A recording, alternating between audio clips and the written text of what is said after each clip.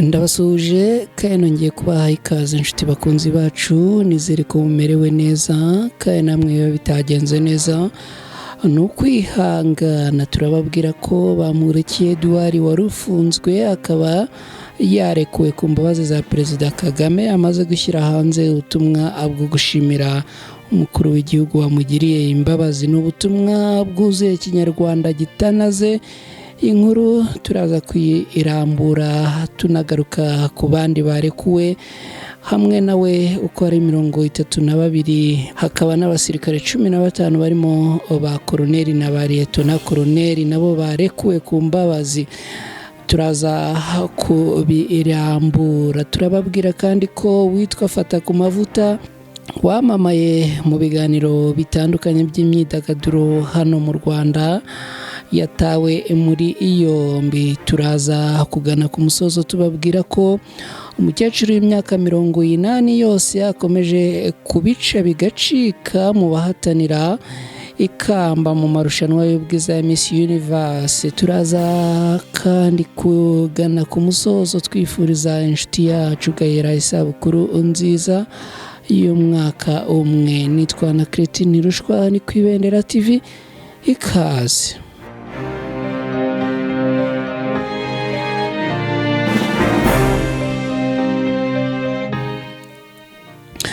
Mu Kinyarwanda cyuje ururimi n'ubuhanga, Bamporiki Edouard yashimiye Perezida Kagame wamuhaye imbabazi zo gufungurwa aho yari afungiye muri gereza ya Kigali izwi nka gereza ya Mageragere.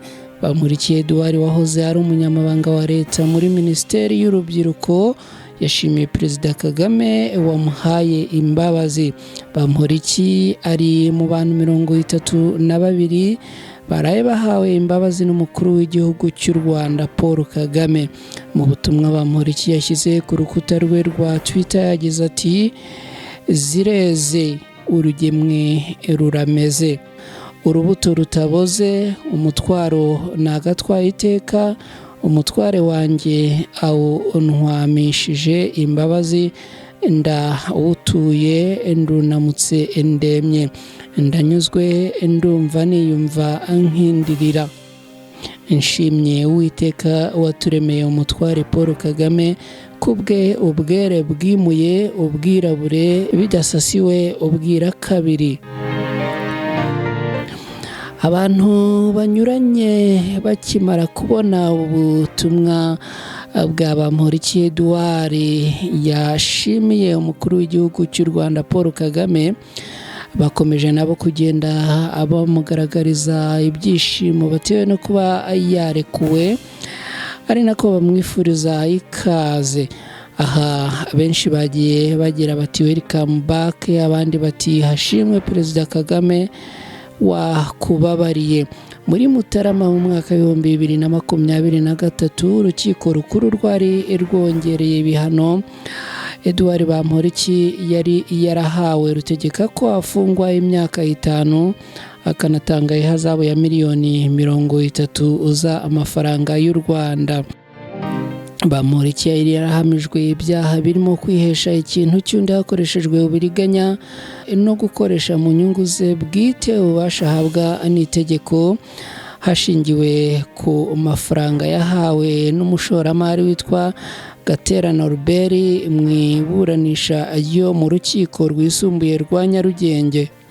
Uru rukiko rwari rwarabanje kumukatira gufungwa imyaka 4 no gutanga ihazabu ya miliyoni 60 z'amafaranga y'u Rwanda, nyuma aza kujurira ari nabwo rwaje kumwongerera ibihano. Bamporiki Edouard akaba yahawe imbabazi hamwe na CG Rtd Emmanuel Gasana wabaye umuyobozi mukuru wa polisi y'u Rwanda ndetse na guverineri w'intara y'Iburasirazuba.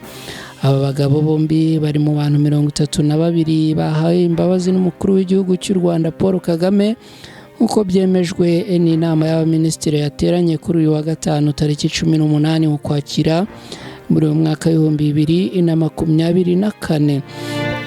CG Rtd Emmanuel Gasana wanabaye guverineri w'intara y'Iburasirazuba ku rundi ruhande we muri Mata uyu mwaka urukiko rwisumbuye rwa Nyagatare rwari rwamukatiye gufungwa imyaka 3 n'amezi 6 no gutanga ihazabu ya miliyoni 36 z'amafaranga y'u Rwanda. Ni nyuma yo kumuhamya icyaha cyo gukoresha ububasha ahabwa n'amategeko mu nyungu ze bwite. Mbere yaho yari yarakatiwe gufungwa imyaka 7 no gutanga ihazabu y'amafaranga miliyoni 144 z'amafaranga y'u Rwanda gusa aza kugabanyirizwa ibihano nyuma y'impapuro zo kwa muganga zagaragaje ko afite uburwayi burimo umuvuduko w'amaraso.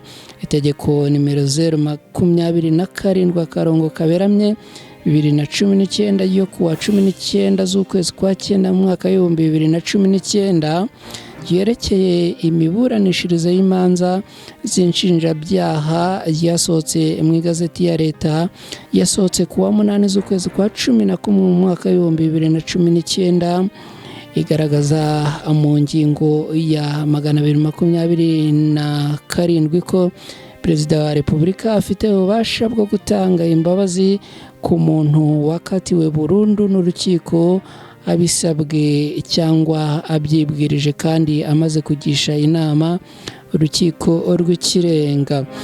Imbabazi zitangwa na Perezida wa Repubulika mu bushishozi bwe no ku nyungu rusange z'igihugu.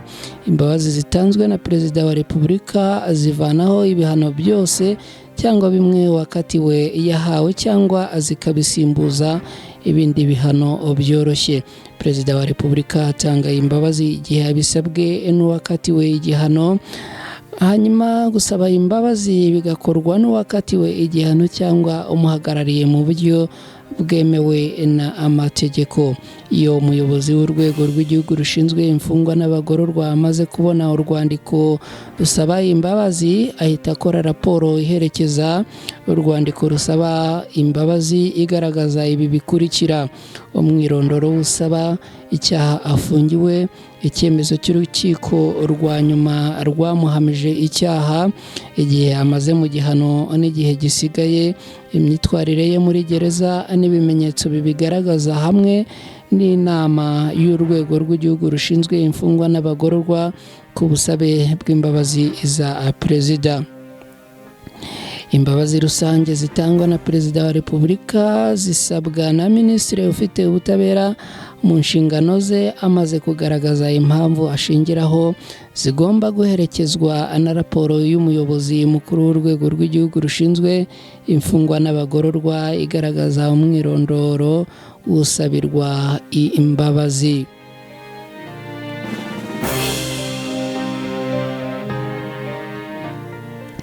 Abandi bahawe imbabazi kandi barimo abasirikare 15 bari bafungiwe muri gereza ya gisirikare ya Mulindi nyuma yo gukatirwa ibihano bitandukanye, bakaba bababariwe by'agateganyo hashingiwe ku iteka rya Minisitiri w'ubutabera.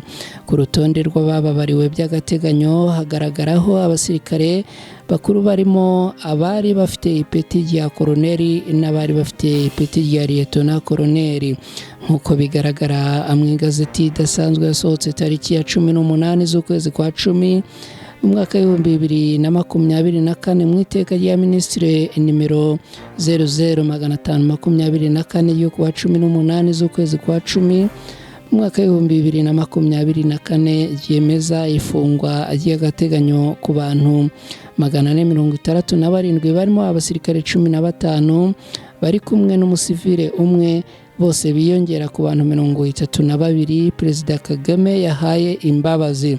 Itegeko nimero 027/Kaberamye 2019 ryo kuwa 19 z'ukwezi kwa 9 mu mwaka wa 2019 yerekeye imiburanishirize y'imanza z'inshinjabyaha, nk'uko ryahinduwe cyane mu ngingo yaryo ya 234 rihawe ububasha Minisitiri w'ubutabera kurekura by'agateganyo wakatiwe bimaze gusuzumwa n'inama y'abaminisitiri. Abarekuwe by'agateganyo n'aba bakurikira: hari Koroneri Kalisa Faustin, Liyetona Koroneri Nshimiyimana Emmanuel, Kapiteni Mupagasi Viateur, Kapiteni Nzabahimana Claude, Second Lieutenant Niyodusenga Aaron, Staff Sergeant Karinijabo de Gaulle, Sergeant Niyodusenga Theoneste, Sergeant Bayagambe Jean Marie Vianney, Kaporari Ntakirutimana Emmanuel, Kaporari Uwizeyimana Emmanuel, Kaporari Habiyaremye Jean Dodier, Kaporari Minani Enoki, Private Munyaneza Jeanne Paul, Private Nzasengimana Africa na Private Niyo Ngabo Steven. Reka noneho tujye ku yindi nkuru aho tubabwira ko witwa Fatakumavuta yatawe muri yombi. Urwego rw'igihugu rw'ubugenzacyaha mu Rwanda RIB rutangaza ko rwataye muri yombi Sengabo Jean Bosco wamenyekanye ku izina rya Fatakumavuta, aho akurikiranweho ibyaha birimo gukoresha imvugo zishyamiranya abantu mu myidagaduro, gutukana ndetse no kubuza amahwemo abandi hifashishijwe imbuga nkoranyambaga. Amakuru yitabwa muri yombi y'uyu mugabo yemejwe n'umuvugizi wa RIB Dr Murangira Thierry, wavuze ko Fatakumavuta yafashwe ku wa gatanu tariki 18 Ukwakira muri uyu mwaka w'2024, akaba afungiye kuri sitasiyo ya RIB ya Kimihurura. Dr Murangira Thierry yabwiye ikinyamakuru Igihe ko Sengabo Jean Bosco uzwi ku izina rya Fatakumavuta yatawe muri yombi inyuma y'iminsi agirwa inama ndetse inshuro nyinshi ngo yagiye yihanangirizwa ariko ahitamo kwinangira. Ibi ni byavuzwe na Dr Murangira Thierry. Aha kandi Dr Murangira akomeza agira ati imbuga nkoranyambaga nizikoreshwe neza, ahirinda kwinjira mu buzima bwite bw'abantu, gukoresha imvugo zikurura inzangano, gutukana, gutangaza amakuru y'ibihuha ndetse no gukwirakwiza amashusho y'urukozasoni. Ntabwo kugira urubuga nkoranyambaga umuntu yigengaho bitanga ubudahangarwa bwo kuba atazakurikiranwa mu gihe azikoresheje nabi. Fatakumavuta yatawe muri yombi nyuma y'igihe akora ibiganiro ku rubuga rwa YouTube yibasira abahanzi bagenzi be. Mu minsi ishize uyu mugabo yumvikanye ahamagarira RIB guta muri yombi umuhanzi Mugisha Benjamin uzwi nka The Ben, yashinjaga sexual harassment, ibyatumye uru rwego rumwihanangiriza.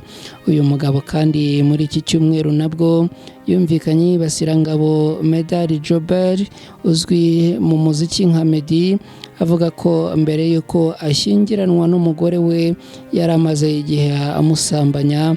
Ikindi avuga ko mu minsi ishize uyu muhanzi yakubitwaga na Mimi, uyu mugore we bashakanye.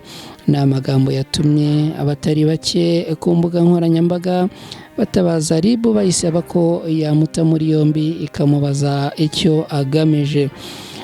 Tugana ku musozo rero, reka tunababwire ku nkuru ivuga ko umukecuru w'imyaka 40 y'amavuko witwa Choi Wasunhwa akomeje kuvugisha benshi nyuma yo kwandikira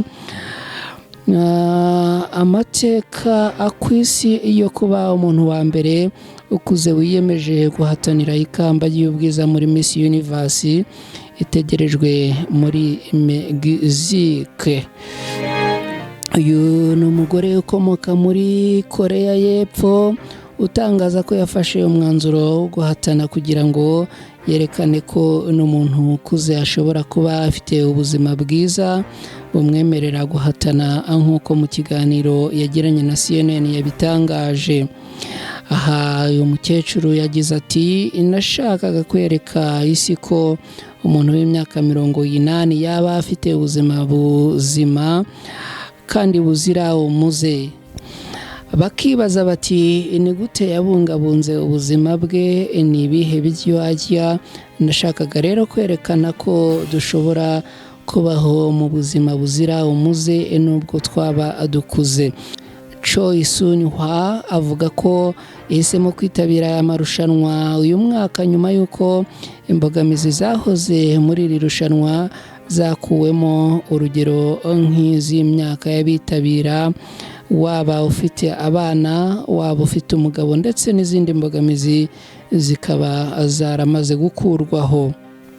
Uyu mubyeyi akaba azahatana n'abandi 31 bazaba baturutse mu bihugu bitandukanye muri Miss Universe izabera muri Mexique mu Gushyingo muri uyu mwaka w'2024.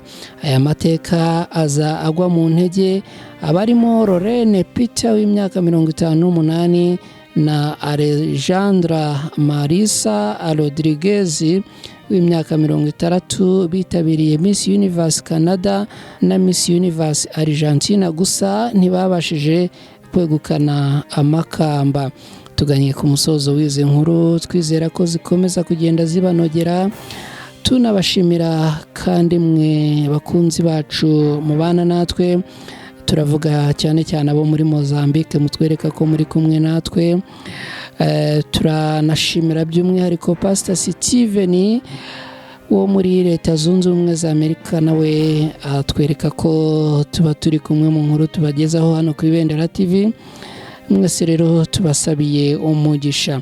Turashimira kandi cyane mwe inshuti zacu z'akadasohoka zo mu Rwanda no hirya no hino muri Afurika no mu bindi bihugu.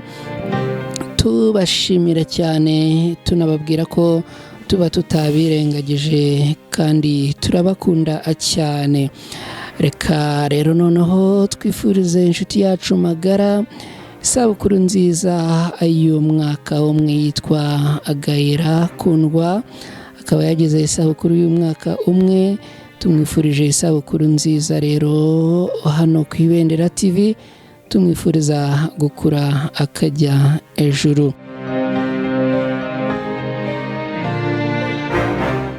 Reka tugane ku musozo, mbashimire kandi mbasezeraho, mbizeza ko inkuru ku Ibendera TV ari akagaruka.